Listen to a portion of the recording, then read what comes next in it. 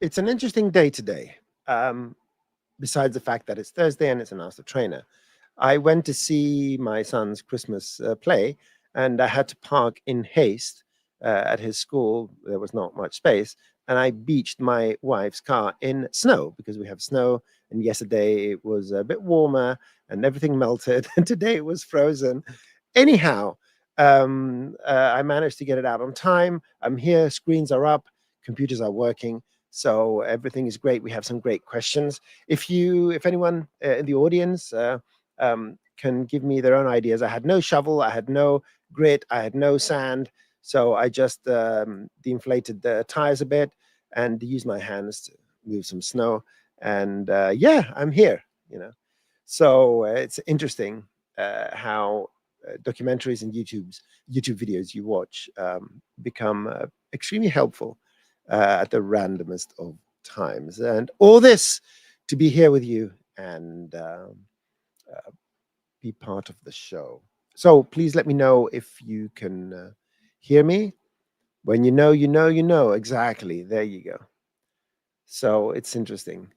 The next thing to try is to inflate tires using uh, a lighter fluid gas and a match or something like that. They do that in the Northern Europe, but that's a different breed of people up there. Excellent. So today, what I'm going to do today is I'm going to start from the questions we got on the online form. There have been some very interesting ones. And at the same time, I'm going to I'm going to post a link here. I'm going to post it in the chat, and I'm going to put it in a banner as well. Oh, I didn't. I'm going to put it in a banner as well. So I'm going to paste this link in a banner. So add banner. Let me show it. There you go. So this is the banner, and I'm going to put it in the comments. So let me just paste it so everyone has it. This is the link. Oh, this is a quick tips link. Okay. Oh yeah, I think I messed up. So this is the link I should give with a quick tip so that Maxon knows that whoever clicks this link saw it at a quick tip. So ignore this for now. They both take you to the same place. I'm going to give you another link. It's very helpful for me if you use the appropriate links so that I can measure, right? So this is it. Let me see. As a trainer project. There you go. It's exactly the same folder, exactly the same destination. Only this link over here allows us to know how many people go to that download link from this show or from the quick tips and so forth. And it allows us to steer our resources where most people's eyes are on and interest lies within. Okay, so I haven't uploaded any of today's files. You will see several Master Trainers and some projects that my very generous colleagues are giving out. Donovan, Ellie, and that Noseman, pesky character, and his experiments, and the quick tips, of course. So today we're going to have a whole folder of things. Anyway, without further ado, I just want to remind you that in the chat, please preface any question with capitalized question, because it makes it much easier for me to distinguish that it's a question and not just a comment or a compliment or something like that. I get a lot of those, it's sometimes it becomes overwhelming. It doesn't. I just had to say that. But someone told me that about modesty. That word, I don't know what it means. Good. So let's get rolling. I am going to share. Well, let me put my Cinema 4D page up and let me share that screen. Let's go with a full screen. I'm going to go for the full screen, and there it is. That's a full screen. Excellent. So in no specific order, what I'm going to start with today is a question about someone saw something someone did on using Blender nodes where you can morph one object to another. Okay. And it was an interesting tutorial. It had its own little style.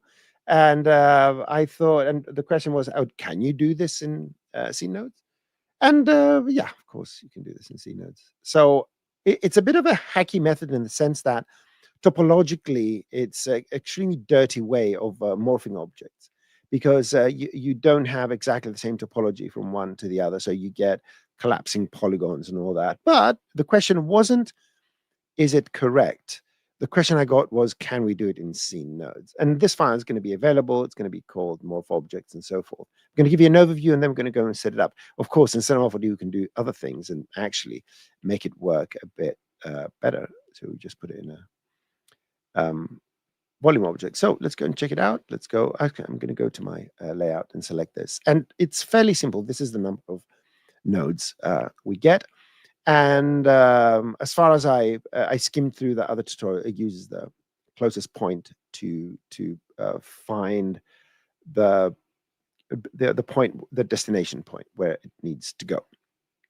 So that's what the idea behind this is, that you get one object, which is kind of subdivided here. So a cube. I want to move the platonic. So you have a platonic and you have a cube. And they're both heavily subdivided. They don't have the same number of polygons, but they have a lot. And what we do is we overlay one over the other in the sense that internally in the node system, I'm not doing any geometry transformations. So it thinks that all the point positions are from the 0, 0, 0 point. And yeah, let's go and set it up.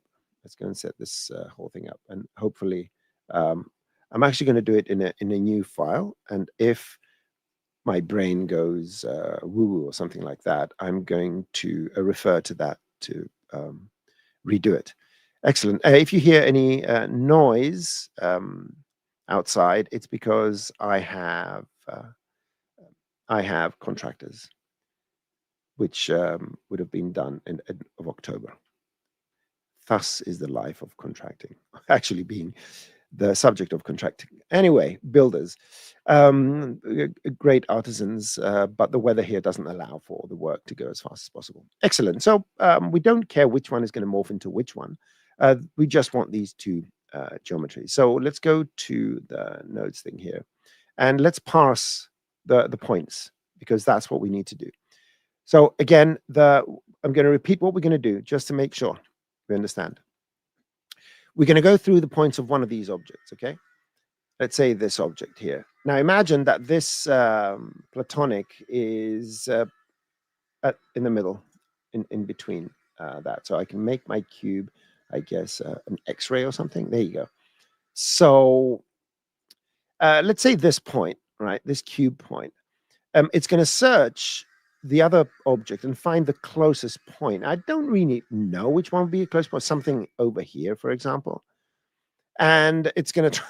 I wish I could keep these points in one place, but imagine this point here trying to move to that point there on this triangle. Okay. I think the same. This one is going to go somewhere here. This one's going to go somewhere here. You know, this one here is going to go over here. This one's going to go over here. It just finds the closest point, and all it's going to do is move each and every one of the points of the cube to the closest position it finds on the other object. Whether it's going to create proper topology and all that, we do not care. That was not part of the brief. So let's do this now. So let's parse the two objects. I'm going to pass them as children. So as the technical terminology is, we're going to subordinate the two mesh objects under the generator, and the generator is going to consume the object and produce another object. Good. So let's get points info. The points info node is what gives us the information about the points and some polygons and all that. The only thing I want in this particular case is the positions of the points, nothing else. I said, see, I typed points and I chose the polygons. That is not, so info, and I want the points info. Why did I think I snatched the points? I didn't, obviously. So positions, that's all I need. Nothing else is going to be used for this exercise. So I want the positions of one object and the positions of the other object. Okay. So what I want to do is traverse all the points of the first object. Now, cube, platonic, right, let's go platonic. Let's say, so it's going to be the opposite. It's going to go from this one and find the closest one. on the cube. All right. So this is an array. It has those four squares, which means it's a series of numbers that contain all the points in vectors. I need to iterate through this. I don't know why. It's amazing. I was aiming for this, and I grabbed this. A bit of it's all that the excitement of getting your car out of the snow can mess with your faculties. Okay, so now what happens here? You see, this is a single dot. We are getting a cascade of these values. All right, and what do we want to do for these values here? Actually, I'm not even going to use the points info for the other one. I'm going to go and closest points. I'm going to find the closest points. Okay, so I can even remove this. I want to go one by one through the points of this object and find the nearest indices. So this is what this setup is doing. It's going through one by one all the points of our platonic. And for each point, it's finding the closest point on the geometry that's coming in from the second child, which is the cube, all these points of the cube, within these parameters. All the points that are within 100 centimeters, and only give me, I'm telling him, to only give me one neighbor. That means only the closest point. So you can ignore that last one.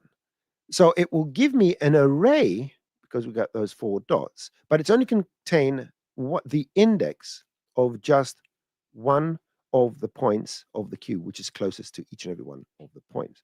Let's pass this one number, because I can't use as it is, because this is an array. So I need to get a get element, and the element I want, the only one is the 0. So I'm going to say from this array, get index 0. So here we have the index value of the point which was closest to the point that was being iterated in this iteration. And what I want to do now is find that point's position, because I want to move the point to that position. So I do need a points info for this one. And I need to get the element. I'm going to get the element separately. Get element. I'm going to get the element. So I want to get from this array, so from the points of the second object, the cube, I want to find the position of that point whose index is here, which means I need to take this index and feed it in here. Okay, so quickly again, bunch of points, rapid succession of points, position of one point, position of the other point, position of the third point, and so forth. Comparing it to the geometry of the second object and finding the one closest point which is nested in an array. We extract that one index from this array by using the index 0, and we're feeding that index to the array of points of the other object to find where each point needs to go. Now what we need to do is reconstruct the first object, but with the new positions, whatever these are. So I'm going to assemble a collection. And the reason is, for whatever programmatic reasons, when you have an iterate collection, it's good to close it off with an assemble collection. Whenever you see these squiggly, curly thingies, it's good to find the appropriate closing curly thingy. Okay. Now I'm assembling what collection? Well, it's an array of positions. You can either go here and go and say, go up to the top arrow, structure, array, blah, blah, blah. There's another way. Let's find an array here. This is an array. You drag this over here, you release, and say in the inputs, find data type. If you do this, then this node is going to set all these things for us. So now we can delete this. It's one. You can do it as a one-off. I'm going to feed this value here and just close the loop so the system knows where the loop occurs, right? So this is the loop here. Loop, loop, loop. In theory now, if I feed these point positions back to this object, I'm going to get an object that has the topology of the cube, but the positions of the platonic. Final, famous last words. So geometry op. geometry. It's geometry property set. That's what I wanted. No, my brain is not functioning 100% today. So we feed all the geometry characteristics, which include selections and vertex maps and all that. And now we just change, because this is set to position, the points to that. Okay, and turn it on. There you go. So I may have done some sort of mistake here, but it doesn't really matter. Let's do the opposite. Yeah, you can put the cube first and platonic second and all that. And you can see now that we have converted the cube into some sort of topology of the platonic. Now, the question is, how do we create the morph? Well, morphing these two is finding for each point a position between its original position, where it comes out here, and the new position, which comes here. So what I can do, I can blend these. What is called, I think it's a lerp in blueprints and stuff like that. I need to mix this and this value coming from here. So there's a value coming from here, and there's a value coming from here. I want to mix these. So what I'm going to do is get a mix node, tell it to mix vectors, put the original position here, put the new position here, and now put this in here. So now I'm going to morph it. There we go. We can do whatever we want. So that's how we do things. The file is going to be available. I'm going to check out any questions. Yeah, I've set this up already.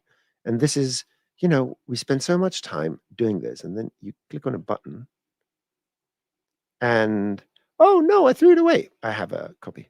Excellent. So let me read the comments a bit, and let me read the comments. And oh, since we are here, what I'd like to do, I would like to, I'm going to do my little, I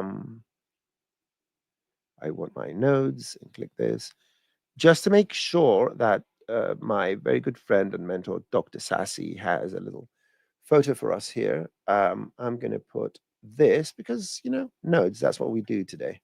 I'm going to move so my face is a bit visible in the thing. There we go. That's our thumbnail moment. Fantastic. Good. So let me go to maximum screen. I think something like this. And I'm going to read some of your questions. I should put my face here when I'm reading questions. My name is, can I push this down? No, it's rock solid. Can't push it down. Okay. Let's go. I read a question fleeting. Okay, let's see. Let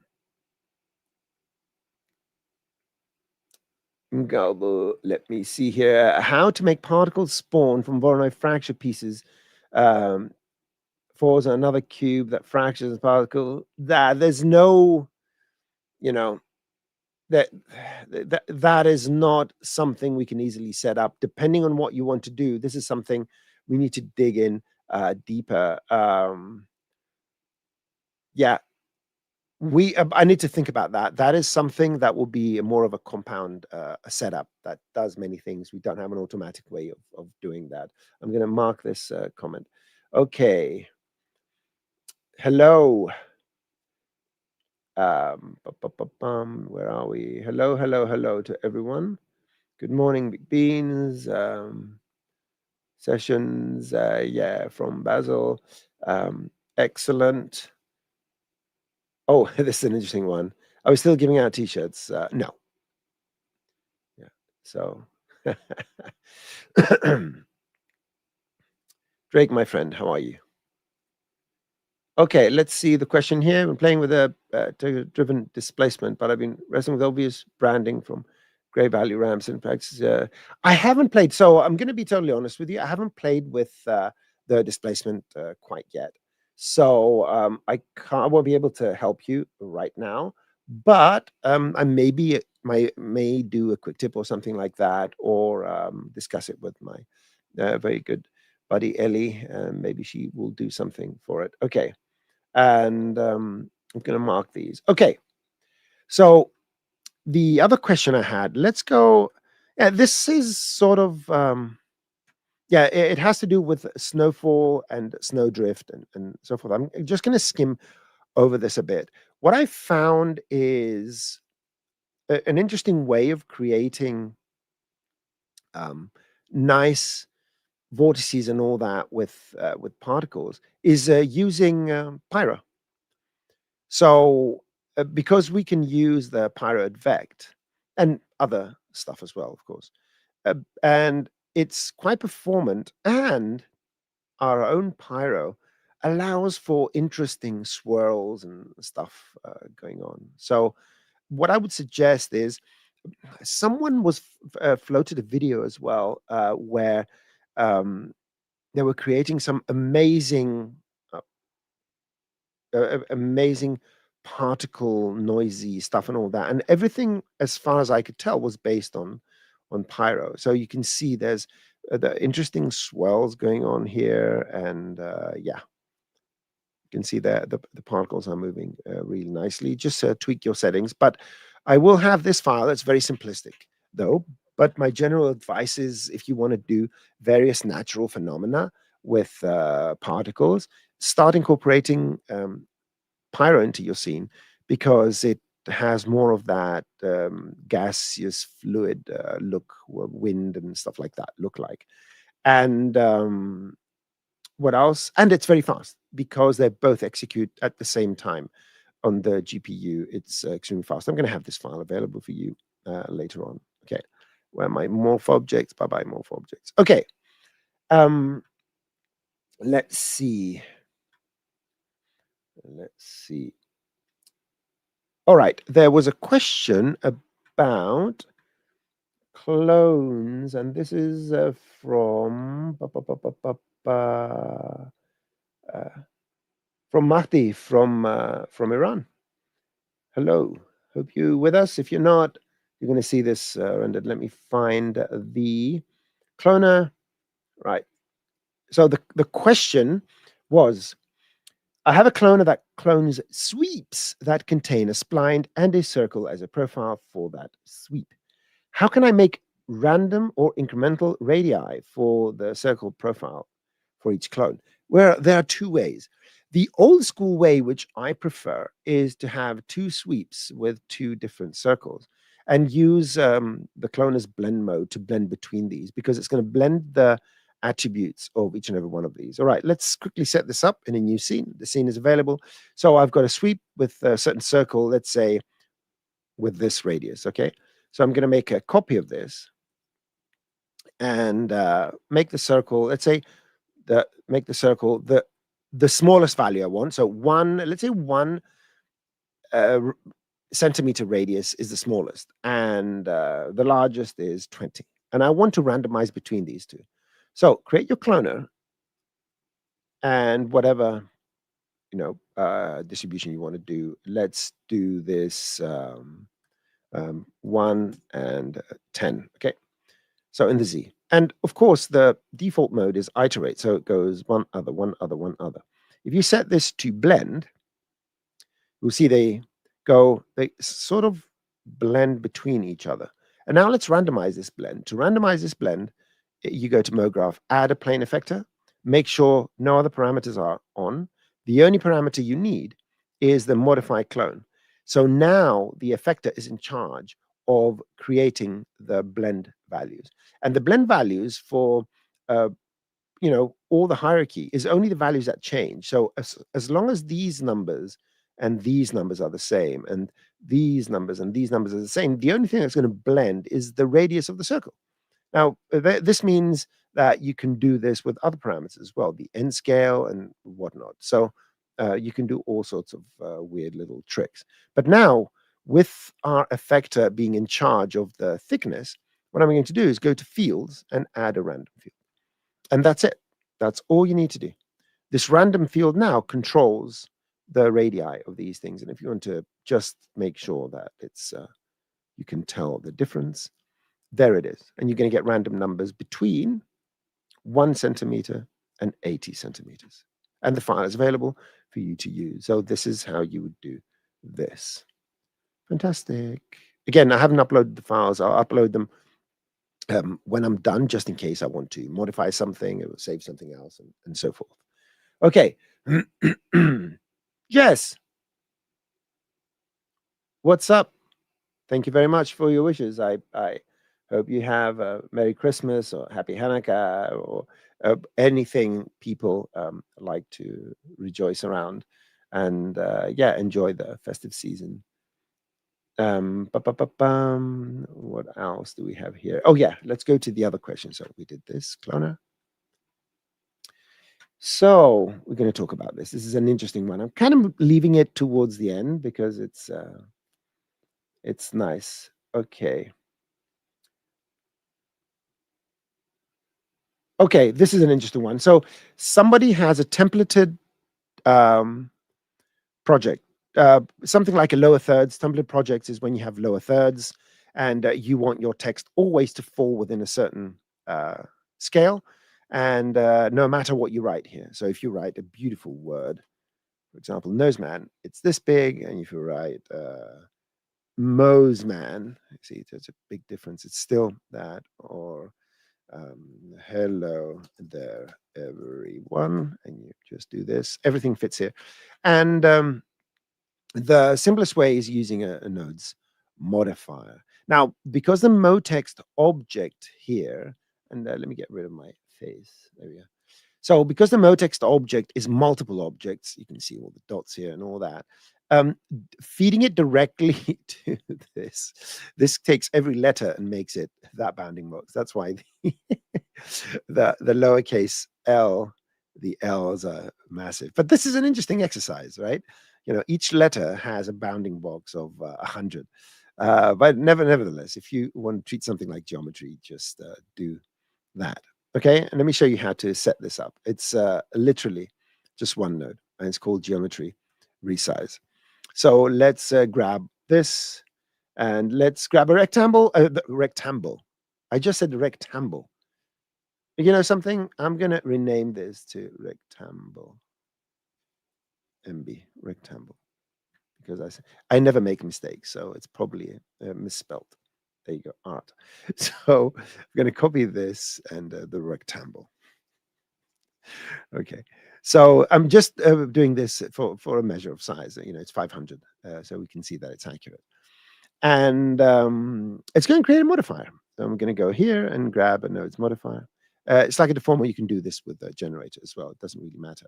And I'm going to do the typical null and make it a sibling. And in particles again, my nodes, resize, geometry resize. That's a particular node. Now, if you go to assets, some of these nodes, they have edit asset as group. If that is on, not all of them have this, but if that is on, you can do that. And then you can peek inside and see how did they do it? And they get bounding boxes, subtract and all that. That is how I used to do this before I realized there was an action node that did this. But I enjoy doing stuff. Anyway, what you do, you pop any geometry in here and you pop it out, and you can choose in its settings to have a target size on each and every one of the axes. And in this particular case, what I'm going to do is I'm just going to expose, there we go. I'm going to expose, control click on these things to expose these. Let's put this here and let's put this here. Good. And we should see the interface out there. It's just because I want to go full screen. And you will see that now that node, we have its parameters. Remember, this is a rectangle is 500. If I set this to 500, it will be that. And you can do it on the Y. So it's 500 on the Y, or on the Z. That's 500 on the Z. You can use a bounding box. You know, it can be not exactly orthogonal.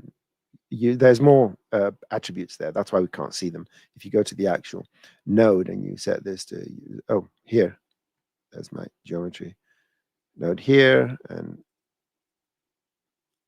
oh, it doesn't have others. Interesting. I thought it had more thing, but in any case, this is how you do this. There's a file already, text bounding box. It just takes one node and use it. There's a lot of interesting pre-made stuff in the asset browser. Okay, let's go back quickly. Da, da, da, da. Yep, that's it. Hereafter, rectangle is now officially named rectangle. Dictionaries to update soon. Thank you very much. Good. Have a great time. And yeah, enjoy whatever you're doing, David. Let's continue with the other questions. Okay. Now, there's a question about, I do get this question quite a few times about liquids and stuff like that. The questions are, how can I make crown splashes that are continuous? And how can I make string, where the liquid doesn't break? Our liquid system and our meshing cannot handle that out of the box. You do need to do a very specific setup in order to achieve something like that. That would be trace a line, add it to the mesher, do something like that. So it's not a liquid setup problem to solve anymore, and each case is its own, requires its own solution.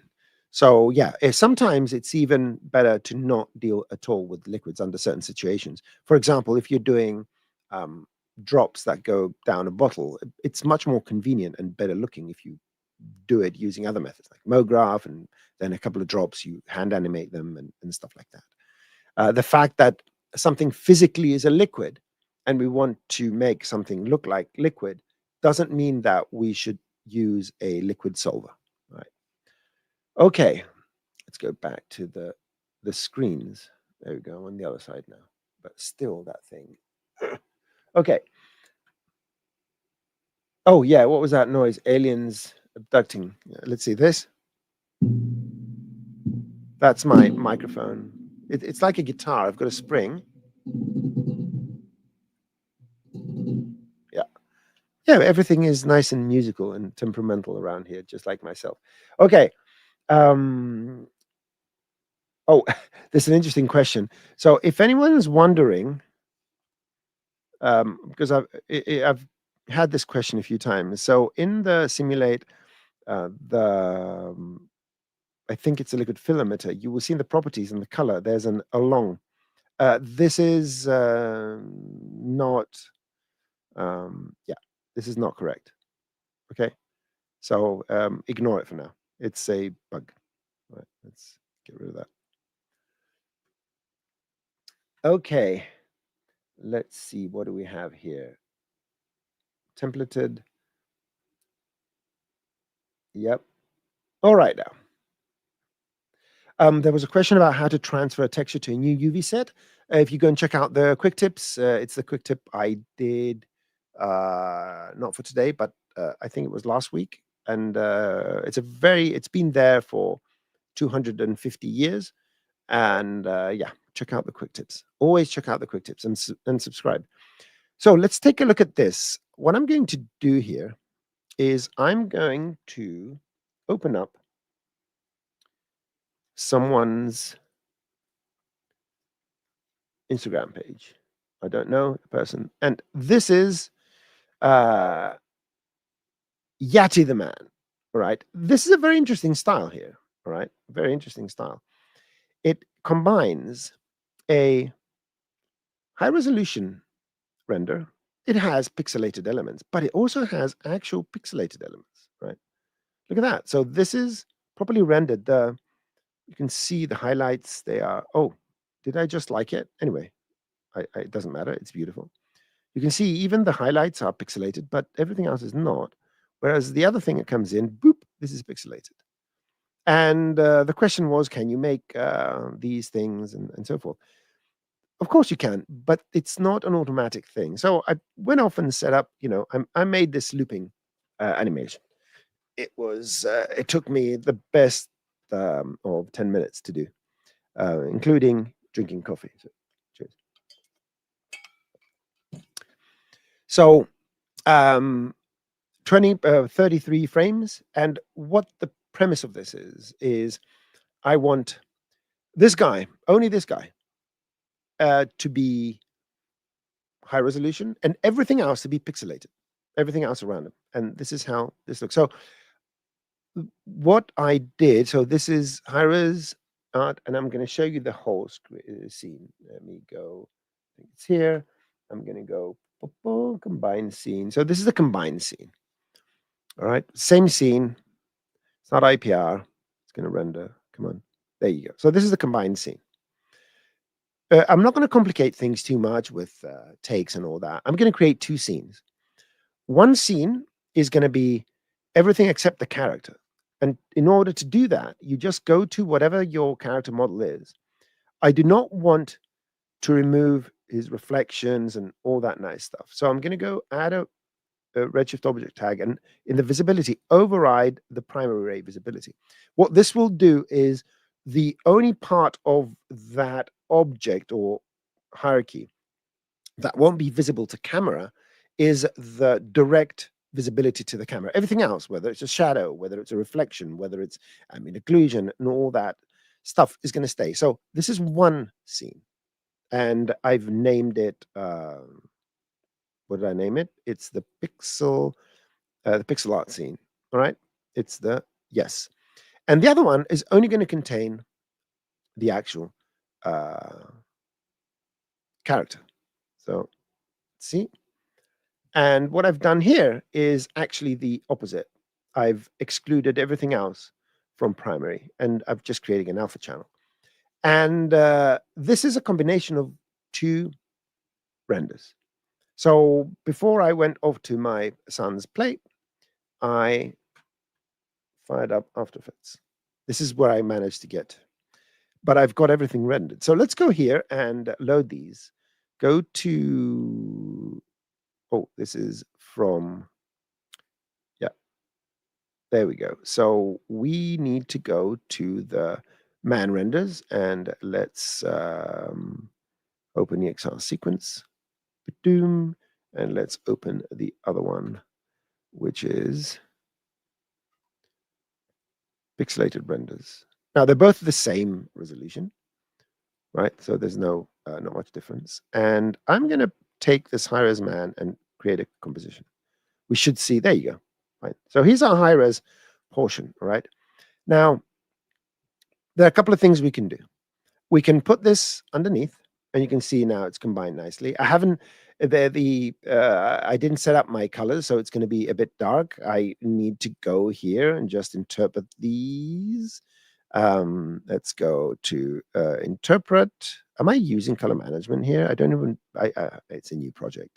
Probably I'm not using any project settings. Just want to make sure that in the color, I'm using ACES 1.2.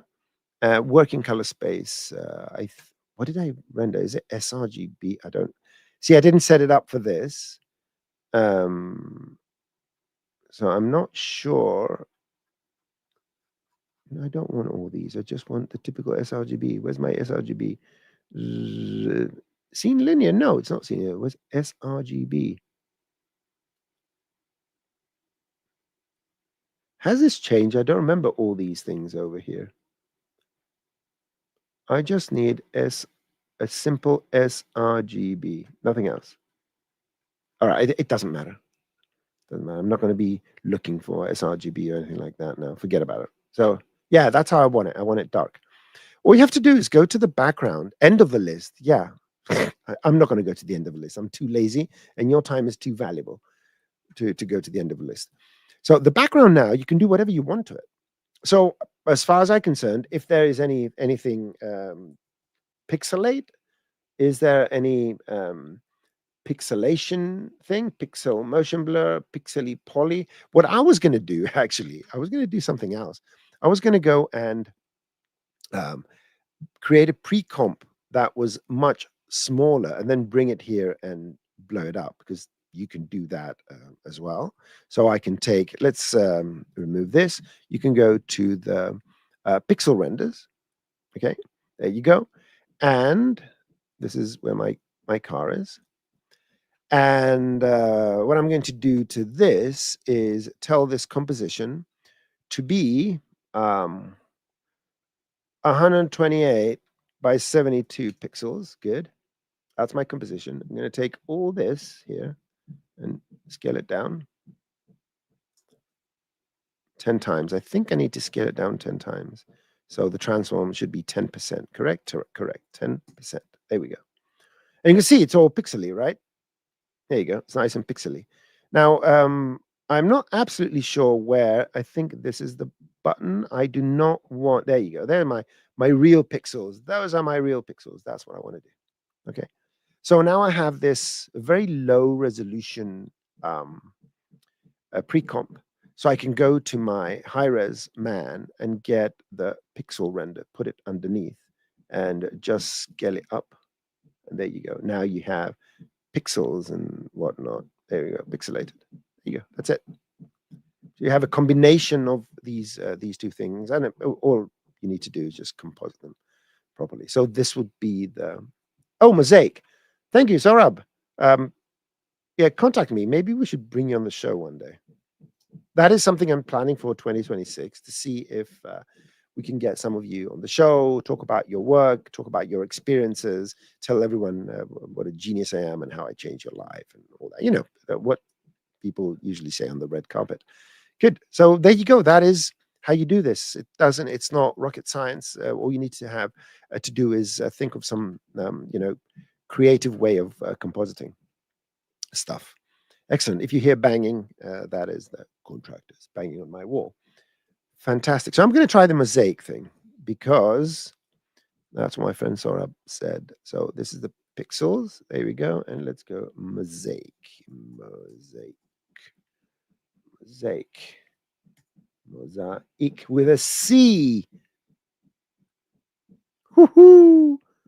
Mosaic. Okay. Oh, interesting. Okay. I'm sure people know how to do this.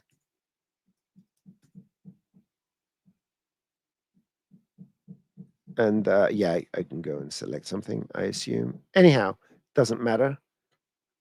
Bye-bye. Mosaic. Oh, there's Mosaic. Why did fractal noise come into play? How did I do that? Anyway, I'm confused with certain things. And it has all sorts of different colors and all that. Tritone. I don't want tritone. There you go. That's it. Mosaic. Weird things are happening today. I don't understand. Maybe I'm just mishitting things. Okay. So that is the solution for this. The file is going to be available anyway for anyone that wants to use the 3 scenes and play around and have some fun. And the text bounding box. Okay, let me see if I had any questions. Then I'm going to hit the comments. Okay. Okay. Did that. We did that. We went through pretty much everything. I'm very excited. Everything from the form. Clone sweep, MoGraph objects, just so that you know. Oh, I didn't save my After Effects project. So I'm going to save this so that you can have direct access because I've got the everything. All right, good. Boom. Bye. Bye, After Effects. So yeah, these are going to be all the files I'm going to give you today. It's got the renders, it's got the man renders, the pixelated renders, the After Effects, the whole shebang. Maybe I should zip these up. So I'm going to do this live while we are sitting here. I'm just going to right click. Everything happens live. Everything is interactive. I'm going to add to archive and press OK. So you're going to have a zippity zip folder in there. So you can download things quickly. Excellent. So Sohrab actually spelled it properly. I didn't. Good. Let's go up to the questions now.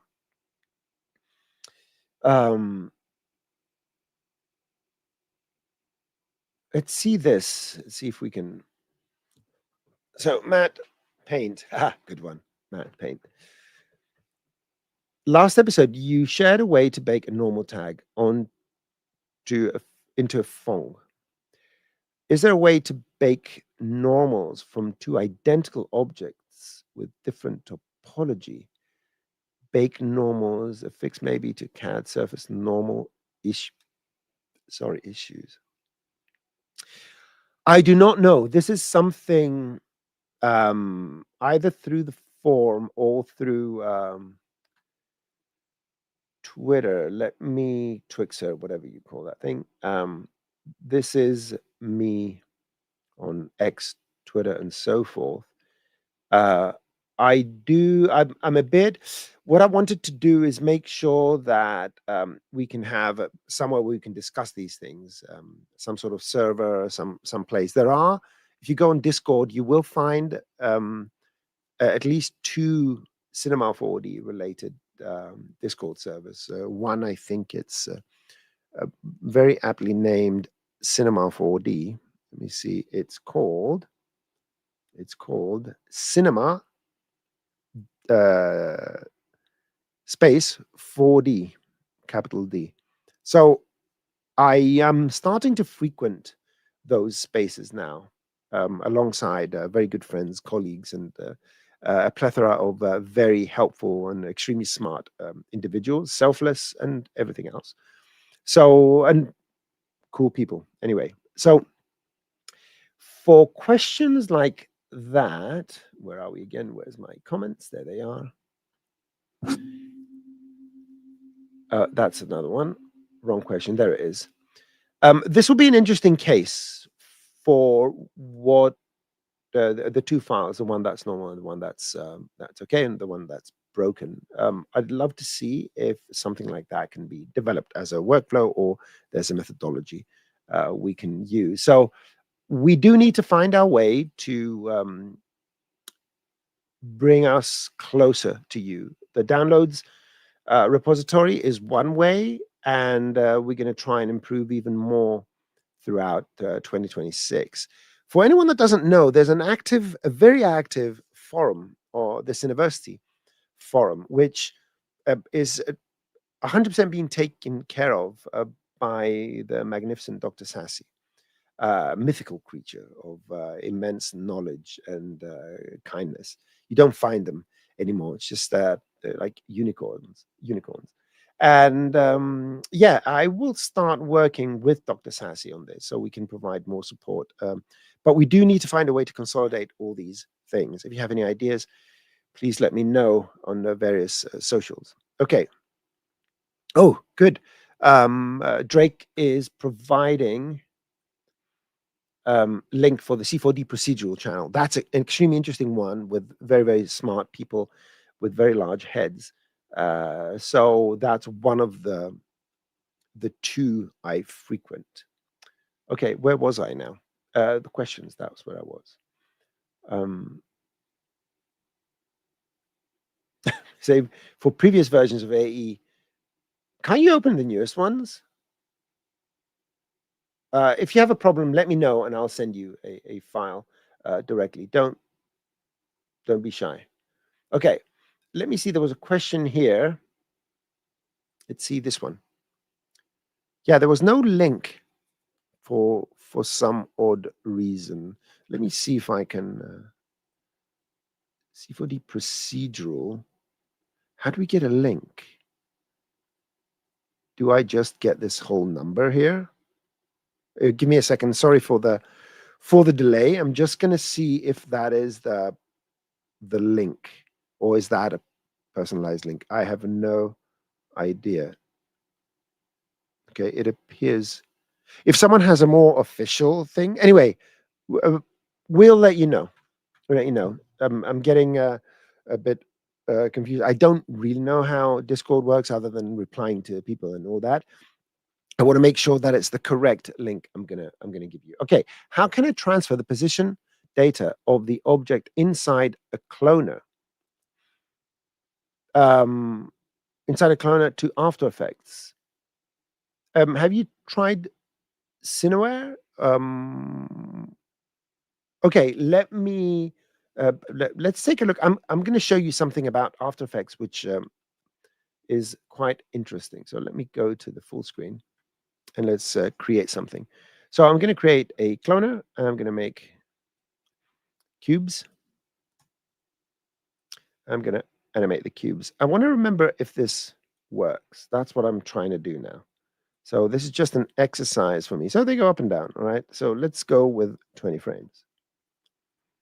20 frames, 20 frames, 20 frames. That's it. That's good. I'm going to go to the cloner. I'm going to right-click go to Cineware from the render tags.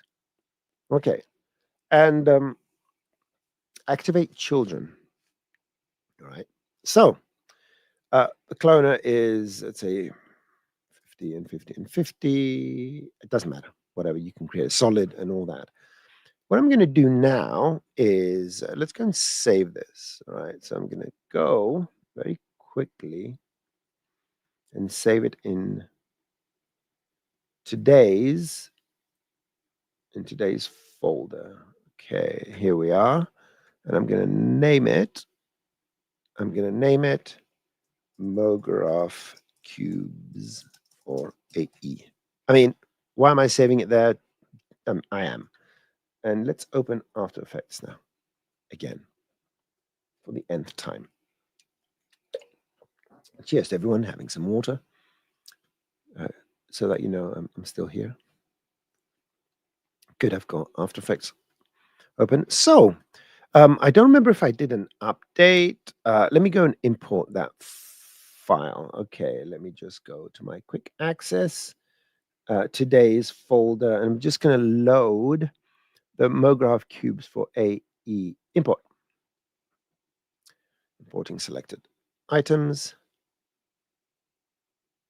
Am I using? It may fail because I've got my Cinema 4D in custom installation folder. So I'm going to try another thing if the Cineware thing doesn't work. Oh, here it is. Okay. So let's drop it on here. There we go. So are we going to see any cubes? I'm not even sure what we're going to see here. There we go. We see cubes and they're moving. So now I think you need to extract, and there are your nulls. And they're, ooh, nulls are not moving. I think I need to cache them. So cache, right? It says cache simulation. Let's see if it works with Mograph as well. Ooh, interesting. I would expect these to move. So I'm going to try something else. Interesting. I haven't played with Cinema for After Effects for a while, and there are maybe some nuances here which I have forgotten. So let's go back to Cinema 4D here, and we got all of these. Let's see if a Mograph cache is going to work. So Mograph cache, and let's bake all this. Right, so everything is moving. Let's save. Let's go back to After Effects and see if this works. So let's drag this in here. And do I need to reload? Right, let's, whatever. I'm pressing all the buttons. Extract. Okay. I need to look into this. See, this is an interesting thing. The other method, there's a secondary method, which I don't know if it's going to work, but I'm going to try it anyway. So let me go to projects. Let me remove this. Delete, and we can remove everything. Doesn't matter. Delete and delete. So from Cinema 4D, and this is the old school method, for whatever reasons I preferred. So in the render tab here, just in case you didn't know, when you go to the save, you save your sequence, whatever those images are going to be.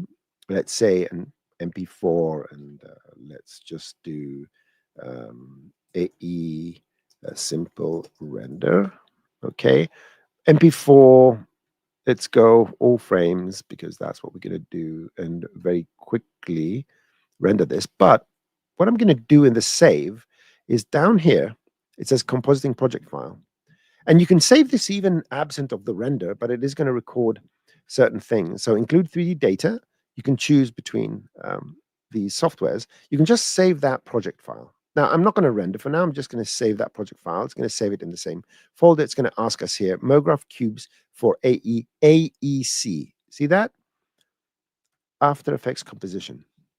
And this AEC file, to import AEC files, you need to make sure that your After Effects has a plugin. So if you go to, I'm opening up the Cinema 4D location. So this is my Cinema 4D installation folder, okay? And somewhere here it has a resource. It's not here. It's Exchange plugins. There you go. Exchange plugins, After Effects, and you need to install this in your After Effects folder. Let's see if mine has it installed. It's your typical After Effects folder. So let's see if I can open the AEC file here. Yep, it was open, and it creates a composition, and it creates an MP4. It doesn't exist because I didn't render anything. And there you go. So the old school method works. And if I rendered that thing out, they will align. So my suggestion is use this method. Okay, excellent. So I'm just going to, let's save this. Save it as AE with nulls. It's going to be a mess. That folder is going to be a mess. That's going to be so much fun for you to decipher. In any case, yeah, that's the way you would do this. Excellent. That was a question from the Istanbul 78. Okay. Anything else? What do we have here? Invite. Okay, I think users can't paste the link live. Yeah, invite. Cineware still uses R25. No, it's always the latest version as far as I know. Anyway, let's see this, which is going to be the last question for today. Before a few updates ago, it was possible to left click while having an object selected. Press connect objects and delete, and the object coordinates will all reset to 0.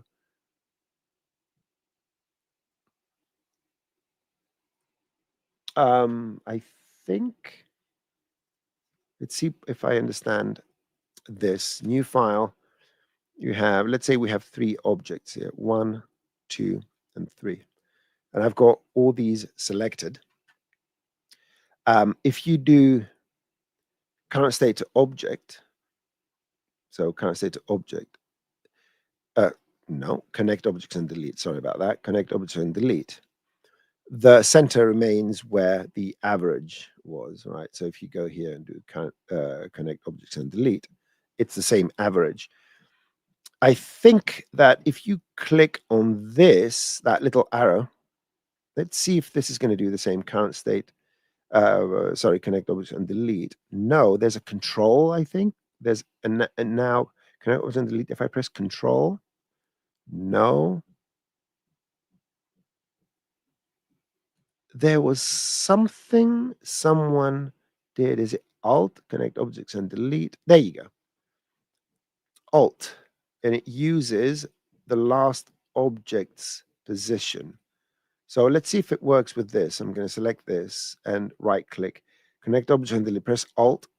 No, it goes, so it uses the position of the last object as an axis if you press Alt. Maybe there's a thing with a shift, right click, connect object and delete, shift, no. So the Alt does something. Anyhow, it could be in the documentation, and they would all reset to 0.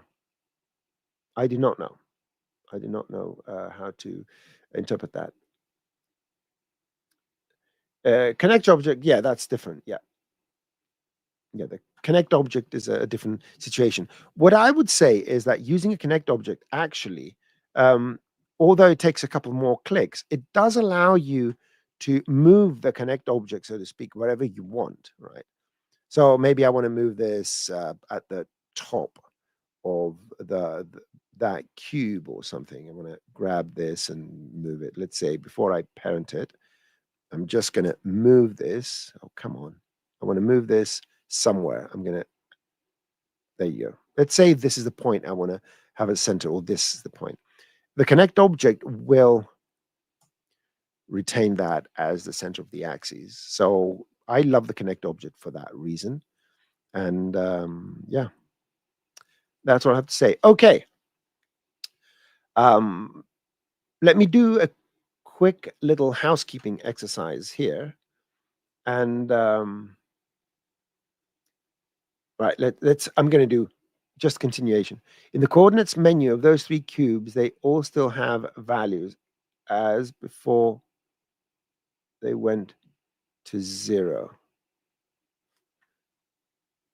Sorry, I'm having a difficulty understanding. So they have coordinates here, right?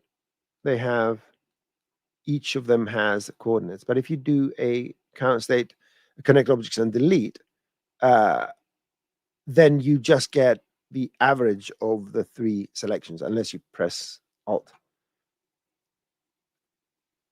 Yeah, if you go to the form, if you send me or contact me on Twitter, I'll be able. I don't know. It's probably a bit of brain fog today, so I apologize for not being able to respond directly. So what I'm going to do in the when the show is done, just a few minutes after it's done, I'm going to upload to the links, and it's not the quick tips, as you remember, it was a different one.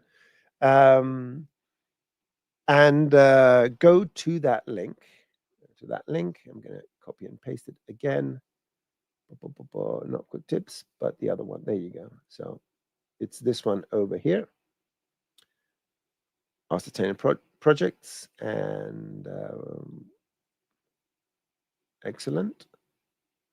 And let me just quickly go and paste it as well, so you can have it. Or copy link. I want to paste it in the comments again, so it should be pasted here. Master Trainer projects, and it will take you to this page over here, and then we're going to have the new Ask the Trainer. Also, don't forget to go and ask your questions, and go to this page. This is a hub page where it's going to take you to all sorts of other places of interest. You have the various Maxon events that are going on, whether they're online or in person. You will find